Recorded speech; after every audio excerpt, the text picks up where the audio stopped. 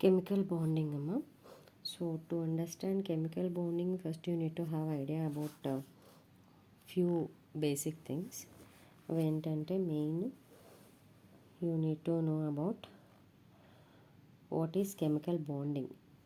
By the term bond itself you can able to understand that is a bond between some two atoms or two molecules.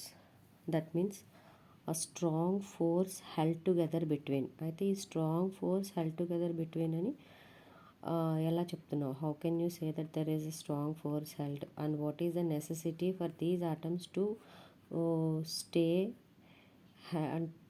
together with a strong bond? So here the force of attraction which hold these atoms or ions or molecules stay together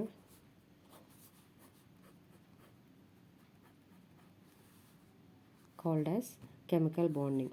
అయితే why these atoms need to stay together?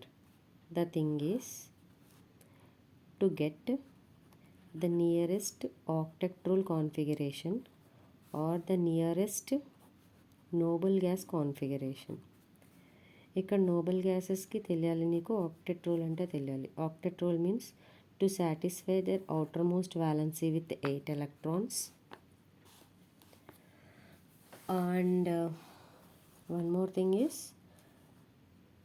to get with a noble gas configuration, nearest noble gas configuration. One more thing is ఏమవుతుంది, what will happen if they get noble gas nearest noble gas configuration? ఏముంది? Stability. What are the noble gases? ఎలా noble gases stable అవుతాయో అలానే. Okay, that means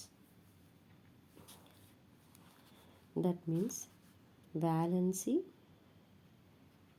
is responsible here. అంటే valency only decides that the combining capacity of any element or an atom. For example, ఇప్పుడు valency మనము combining capacity అందాం. Combining capacity means ఒక element కానీ ఒక atom కానీ ఒక అయాన్ కానీ with how many atoms or elements it can combine, that is what its combining capacity. For example ఇక్కడ మనం హైడ్రోజన్ తీసుకుందాం. దీనికి అటామిక్ నెంబర్ 1 అని తెలుసు నీకు. అటామిక్ నెంబర్ 1 అంటే పీరియాడిక్ టేబుల్లో ఫస్ట్ ఎలిమెంట్ వచ్చేసి hydrogen. So hydrogen has only how many electrons? 1 electron, only 1 electron. So ఇక్కడ ఎలక్ట్రానిక్ కాన్ఫిగరేషన్ వచ్చి ఫర్ ఎగ్జాంపుల్ హైడ్రోజన్ ఒక న్యూక్లియస్ ఉంది, ఒక అవుటర్ షెల్ ఉంది అనుకుంది. So it has in this outer most shell only 1 electron. So hydrogen always try to get the nearest noble gas. What is the nearest noble gas? Helium. దానికి ఎన్ని ఉన్నాయి electrons? 2 ఉన్నాయి. It is stable అని చెప్పొచ్చు. So ఈ hydrogen always try to get the nearest noble gas configuration. సరే, for example in case of oxygen has atomic number 8. So ఎన్ని electrons ఉంటాయి? 8 ఎలక్ట్రాన్స్ ఉన్నాయి. These 8 electrons are filled with outermost orbital. What is the outermost orbital? For example, ఇది ఒక nucleus అనుకుందాం. ఇది first shell, ఇది second shell, ఇది third shell. Means KLMN. మనకి అటామిక్ థియరీస్, అటామిక్ స్ట్రక్చర్స్లో మనకి అన్నీ వచ్చాయి కదా. ఏంటి atomic structure tells about every atom has some nucleus and it has some shells, and each and every shell has some capacity to hold certain number of electrons అని. ఎన్ని number of electrons ఏ షెల్లో ఉంటాయని కూడా మనకి 2n² అని ఫార్ములాలో ఇచ్చారు. ఇక్కడ n equal to it's first shell, second shell, third shell, fourth shell అలా. సో ఇప్పుడు మనకి ఈ ఫార్ములా బేస్ చేసుకుని కూడా మనం ఎలక్ట్రానిక్ కాన్ఫిగరేషన్ చెప్పొచ్చు అనమాట.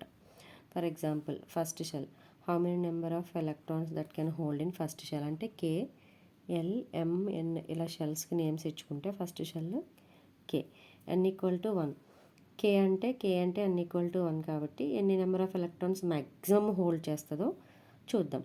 సో మ్యాక్సిమం హోల్డ్ చేసేది 2 ఇంటూ 1 స్క్వేర్ కాబట్టి 2 ఇంటూ 1 2 ఎలక్ట్రాన్స్ని ఇది హోల్డ్ చేస్తుంది. అంటే ఫర్ ఎగ్జాంపుల్ మనకి లిథియం తీసుకుందాం. Lithium is 3. So nucleus first shell ఇక్కడ ఎన్ని ఎలక్ట్రాన్స్ హోల్డ్ చేస్తుంది? 2 ఎలక్ట్రాన్స్ హోల్డ్ చేస్తుంది. సో దీని ఎలక్ట్రాన్ కాన్ఫిగరేషన్ 2. కానీ నెక్స్ట్ ఇంకొక షెల్ ఉంది. అంటే ఈ 2 ఎలక్ట్రాన్స్తో పాటు లిథియంకి ఇంకొక ఎలక్ట్రాన్ కూడా ఉంది. అది ఫస్ట్ షెల్లో ఉండదన్నమాట. ఎందుకంటే ఫస్ట్ షెల్కి 2 ఎలక్ట్రాన్స్ హోల్డ్ చేసే కెపాసిటీ ఉంది కానీ నెక్స్ట్ ఎలక్ట్రాన్ హోల్డ్ చేసే కెపాసిటీ లేదు. So next electron will go to the next shell అంటే second shell. That means here it will go. So ఈ సెకండ్ షెల్లో ఈ ఎలక్ట్రాన్ అనేది ఎగ్జిస్ట్ అయింది. సో ఫస్ట్ షెల్లో 2 ఎలక్ట్రాన్, సెకండ్ షెల్లో 1. So lithium capacity and electron configuration మనం ఇలా రాస్తాం. So lithium has outermost shell as the second shell. In the outermost shell is known as valency shell, and in valency shell how many electrons we have? Only 1 electron. So lithium valency వచ్చేసి 1. ఇలాంటి కేసులో మనము oxygen కూడా తీసుకోవచ్చు. అంటే for example ఇప్పుడు మనకి oxygen వచ్చేసి 8 ఎలక్ట్రాన్స్ ఉంది. సో ఆక్సిజన్ వచ్చేసి 8 ఎలక్ట్రాన్స్ అంటే అటామిక్ నెంబర్ 8 కాబట్టి number of atoms and gases isolated gases atom is known as its atomic number. So atomic number base చేసుకుని మనము అటామిక్ కాన్ఫిగరేషన్ అనేది రాస్తాం. సో న్యూక్లియస్ నుంచి ఫస్ట్ షెల్లో it has a capacity of holding 2 electrons. Second షెల్లో ఎన్ని number of electrons hold అవుతాయి? Come on 2n square. 2 into second shell 2 square. 2 into 4 that is equal to how many number of electrons it can hold? 8 electrons it can hold. Okay, after holding this 8 electrons second 8 electrons hold చేసే capacity ఉంది. సరే మరి K shell L shell అయిపోయింది. ఇప్పుడు M shell అంటే third షెల్లో 2 into 3 square 2 into 9 that will give you 18 electrons. Okay, so అంటే M షెల్లో 18 electron capacity ఉంది. కానీ మనకు వచ్చేసి ఇక్కడ ఆక్సిజన్ కెపాసిటీ తీసుకుంటే ఆక్సిజన్ హ్యాస్ ఓన్లీ 8 ఎలక్ట్రాన్స్ కాబట్టి సో ఫస్ట్ షెల్లో 2, సెకండ్ షెల్లో 2 వెళ్ళిపోయినాయి కాబట్టి ఇంకా 6 ఉన్నాయి. సెకండ్ షెల్లో 6 ఈజ్ ద కెపాసిటీ. సో ఇక్కడ మరి 6 ఉంది అంటే ఆక్సిజన్కి అవుటర్ మోస్ట్ షెల్లో ఇక్కడితో ఫిక్స్ అయిపోయింది 2,6. అవుటర్ మోస్ట్ షెల్లో మరి 6 ఎలక్ట్రాన్స్ ఉన్నాయి కదా. అంటే ఇప్పుడు 6 దీనికి వ్యాలెన్సియా అంటే కాదు, అలా చేయకూడదు. ఇప్పుడు మనం చూడాల్సింది ఏంటంటే ఇక్కడ వ్యాలెన్సీ 6 అని మనం చెప్పకూడదు. We have to tell octet రూల్కి ఎంత గ్యాప్ ఉంది. ఆక్టెట్ రూల్ అంటే 8 ఎలక్ట్రాన్స్ అంటే ఆక్టెట్ రూల్ 8 ఎలక్ట్రాన్స్ అవ్వడానికి ఇక్కడ 6 ఉంది అంటే ఇంకా ఎంత గ్యాప్ ఉంది? The difference is 2 electrons. So that we consider as oxygen valency 2. So ఇక్కడ ఆక్సిజన్ వ్యాలెన్సీ 2 ఎలా అయిందంటే సెకండ్ షెల్లో మనకి 8 ఎలక్ట్రాన్స్ ఫిల్ అయితే స్టేబుల్ కాన్ఫిగరేషన్ వస్తుంది. ఆక్సిజన్కి 6 ఎలక్ట్రాన్సే ఫిల్ అయ్యాయి. సో రిమైనింగ్ 2 ఎలక్ట్రాన్స్ ఆక్సిజన్కి కావాలి. So oxygen combining capacity is 2 electrons. So oxygen valency is 2. So based on valency of each element we can decide the combining capacity. That means how do they perform chemical bonding, how do they act in chemical bonding. So based on that we can say that what is covalent bond, what is how many coordinate covalent bond, ఇవన్నీ ఎలా వస్తాయి, what is ionic bond, everything covalent, ionic, everything we will discuss in detail in this lesson. If you know about only the valencies, valency is the basic thing. If you doesn't know about the valencies of any of the element or the ions or the atoms or the radicals, you cannot understand covalent as well as ionic bond. So you need to have complete idea about valency of each element at least ఒక 30 if you remember you can do. So up to now calcium వరకు నేను okay నీకు calcium వరకు చెప్తాను. Calcium is 20 కదా. So 20 అంటే నువ్వు electronic configuration ఎలా రాస్తావు? 2, 8, థర్డ్ షెల్లో ఎన్ని రావాలేమో? థర్డ్ షెల్లో 18 సాటిస్ఫైడ్ అవుతాయి. సో 18 సాటిస్ఫై అవ్వాలి అంటే ఇక్కడ 2, 8 ఆల్రెడీ ఎంత చెప్పాను నేను? 10. కాల్షియం ఎంత? 20. సో మిగతా 10 థర్డ్ షెల్లో కాల్షియంకి వెళ్ళిపోతాయి. ఇక్కడ 2 ఉన్నాయి, ఇక్కడ 10 ఉన్నాయి. ఇలా ఎలక్ట్రానిక్ కాన్ఫిగరేషన్ మనం చెప్పొచ్చు. ఇది ఒక kind of expressing electronic configuration 2, 8, 10. కానీ ఈ 10 అనేది అవుటర్ మోస్ట్లో ఉంది కదా, ఇది వ్యాలెన్సీయా అంటే నో. డైరెక్ట్గా 10ని మనం వ్యాలెన్సీ అనము. ది కంబైనింగ్ కెపాసిటీ ఎంత ఉందో దాన్ని మాత్రమే వ్యాలెన్సీ అంటాం. The 10 electrons combining capacity combine అవ్వవు, దేంతోనూ రియాక్ట్ అవ్వవు. దీంట్లో ఉన్న 10 ఎలక్ట్రాన్స్లో only 2 electrons will participate in bonding. అది ఎలాగా అంటే కూడా దానికి కూడా మనకి వేరే థియరీస్ ఉన్నాయి మళ్ళీ. సో ఇక్కడ 2 ఎలక్ట్రాన్స్ ఎలాగా అని గుర్తుపెట్టుకోవాలి నీకు అనిపిస్తే అప్పుడు ఏం చేస్తామంటే, ఏం లేదు, ఆక్టెట్ రూల్ 8 అనేవి ఉండాలి. 8కి తక్కువ ఉంటే ఎంత తక్కువ ఉందో అది వ్యాలెన్సీ, 8 కన్నా కొంచెం ఎక్కువ ఉంటే ఎంత ఎక్కువ ఉందో అది వ్యాలెన్సీ. సో 8 కన్నా నాకు 10 కాబట్టి 2 ఎక్కువ ఉంది కాబట్టి కాల్షియం వ్యాలెన్సీ ఇస్ 2. ఎక్కువ ఉంది కాబట్టి +2 అంటున్నాను నేను. అదే ఆక్సిజన్కి ఏమైంది? 2, 6 అయింది. ఇక్కడ 8 కన్నా 6 తక్కువ ఉంది కాబట్టి నేను ఆక్సిజన్ వ్యాలెన్సీ -2 అంటాను. అయిపోయిందిగా, ఈజీగా గుర్తుపెట్టుకోవచ్చు. So based on valencies we can easily understand about. Another way of describing valencies కూడా మనకి ఉంది. It is depend on Moeller diagram. Like ఈ వేలో కూడా మనం చెప్పొచ్చు s orbital, p orbital, d orbital. So based on that we can say even electronic configuration. కానీ ఈ బుక్లో మీకు స్పెసిఫై చేయలేదు కాబట్టి నేను స్పెసిఫిక్గా చెప్పట్లేదు. ఓకే, సో ఇక్కడ 1:2, 2s2, 2p6, 3s2, 3d10. ఇది ఒక ఆర్డర్ అనమాట. 4s2,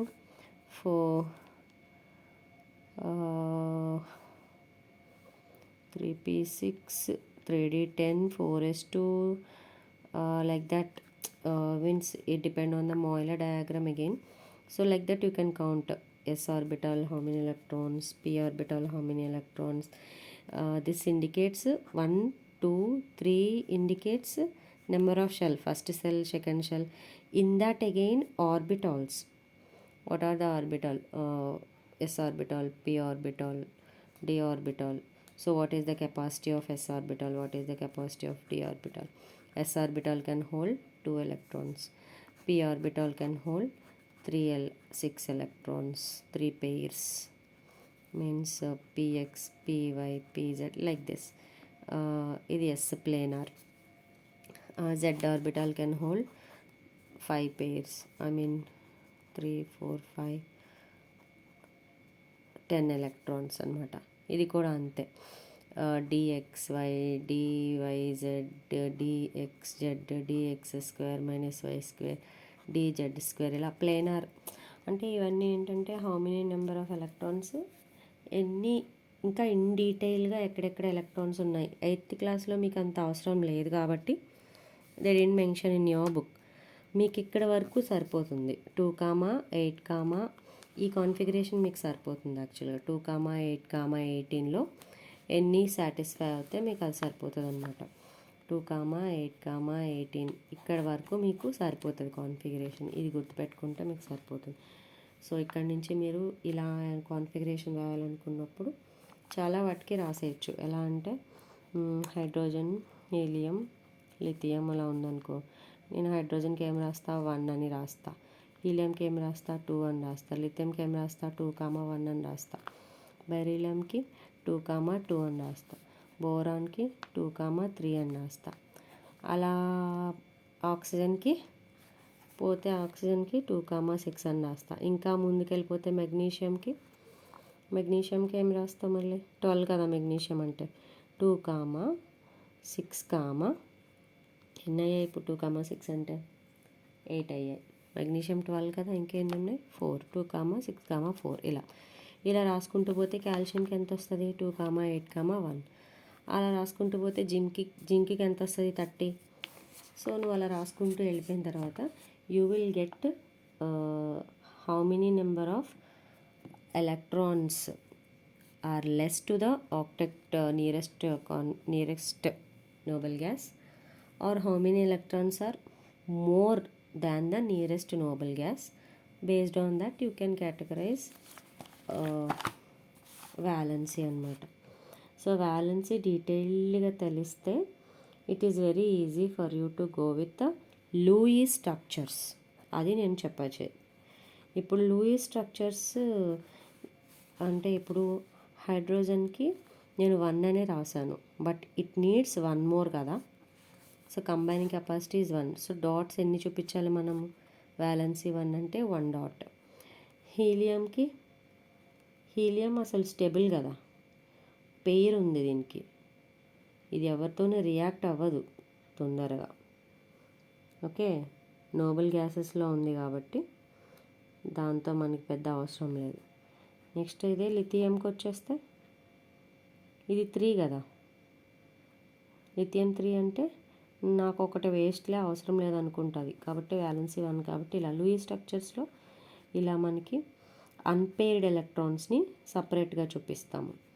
ఆల్రెడీ పెయిర్డ్ వాటిని ఇలా చూపిస్తాము. ఈ పెయిర్డ్ ఇలా చూపించామంటే దే వోంట్ రియాక్ట్ అని అర్థం. They are already in pair, they won't come out. This is lone pair electrons అని అంటాము. ఈ లోన్ పెయిర్ని ఇలా పక్కన చూపిస్తాం. నెక్స్ట్ ఇలా ఇండివిజువల్గా సింగిల్ ఎలక్ట్రాన్స్ ఉన్న వాటిని ఇలా పక్కన చూపిస్తాం. దే నీడ్ పెయిర్ అన్నమాట.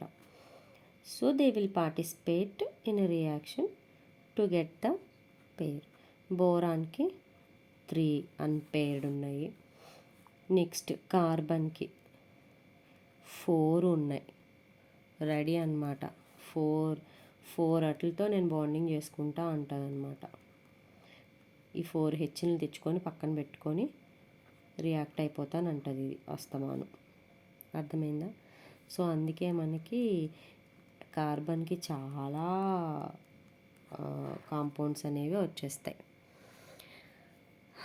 Then when it comes to nitrogen, so each and every ఒక 30 ఎలిమెంట్స్ వరకు నువ్వు ఇలానే లూయిస్ డాట్ స్ట్రక్చర్స్ని వేయచ్చు. లూయిస్ డాట్ స్ట్రక్చర్స్ని వేయడానికి రూల్స్ ఏంటి అంటే ఇప్పుడు చెప్పాను కదా,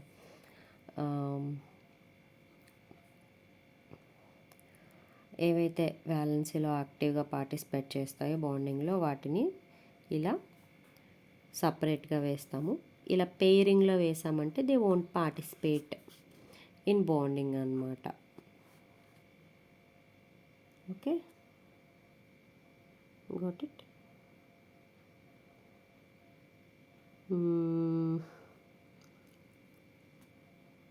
ఇది నియాన్కి వేద్దాము. సో ఇంకా క్లోరిన్కి వేద్దామా. క్లోరిన్ వచ్చేసి 17 కదా, యాక్చువల్లీ -1 అంటే ఒకటి వచ్చేసి మనకి పేర్ కోసం చూస్తుంది, మిగతా వాటన్నిటికీ లోపల పేర్స్ అనేవి ఉంటాయి. ఇది ఒక్కటే పార్టిసిపేట్ చేస్తుంది, ఇవేమీ పార్టిసిపేట్ చేయవు. ఇది ఒకటే మనకి వ్యాలెన్సీ అనమాట. సో ఇది Lewis dot structure to tell about Lewis symbol to tell about valency shell electronic configuration అనమాట. అంటే కంప్లీట్గా వ్యాలెన్సీ షెల్లో ఎన్ని ఎలక్ట్రాన్స్ ఉన్నాయనేది లూయిస్ డాట్ స్ట్రక్చర్ చూస్తే తెలిసిపోతుంది. దాంట్లో ఎన్ని పార్టిసిపేట్ చేయడానికి రెడీ ఉంటాయి. కాల్షియంలో ఇటొక్కటి. అర్థమైందా? సో ఇప్పుడు లూయిస్ డాట్ స్ట్రక్చర్స్ అయిన తర్వాత you will be getting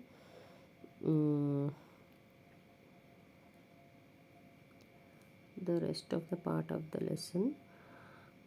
page number 104 వరకు ఈ డూప్లెట్ కాన్ఫిగరేషన్ ఆక్టెట్ కాన్ఫిగరేషన్. డూప్లెట్ అంటే మళ్ళీ కన్ఫ్యూజ్ అవ్వకు. ఆక్టెట్ అంటే అవుటర్ మోస్ట్లో 8 ఉండాలని రూలు. డూప్లెట్ అంటే అవుటర్ మోస్ట్లో 2 ఉండాలి. రెండు కూడా స్టెబులే, కానీ 8 ఉంటే ఎక్కువ స్టెబుల్. హీలియం 2 ఉన్న స్టెబుల్గానే ఉంది కాబట్టి డూప్లెట్ కాన్ఫిగరేషన్ కూడా స్టెబుల్ కాన్ఫిగరేషన్ని కన్సిడర్ చేస్తాము. ఇంకా సూడో కాన్ఫిగరేషన్ అని చెప్పి మనకి ఇంకొకటి కూడా ఉంటుంది. సూడో కాన్ఫిగరేషన్లో కూడా స్టెబుల్గా ఉంటాయి. మీ బుక్లో సూడో ఇవ్వలేదు కాబట్టి ఆక్టెట్ ఇంకా డూప్లెట్ వరకు చదువుకో. తర్వాత 105 నుంచి మనకి how these formation of ionic bond sodium క్లోరైడ్కి చూద్దాము in the next class. Okay.